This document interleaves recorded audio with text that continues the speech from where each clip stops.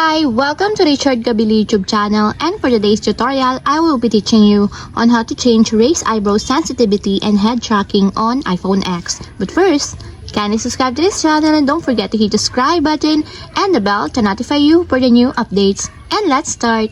Using your iPhone X, from your home screen first, go to Settings. Then in the settings, scroll down and find the accessibility and then tap.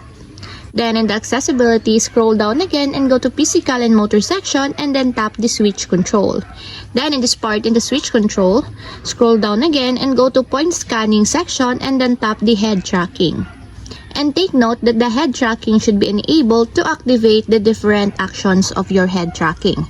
Then in the head tracking, go to action sections and then tap the raise eyebrows. Then in this part, in the raise eyebrows, just tap the sensitivity.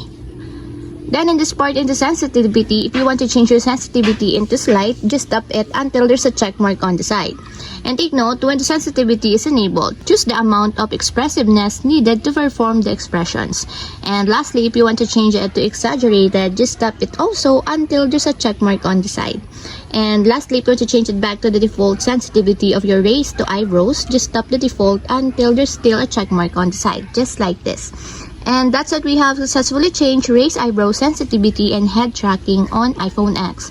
If you have a question, kindly comment down below and don't forget to hit the subscribe button and the bell to notify you for the new updates.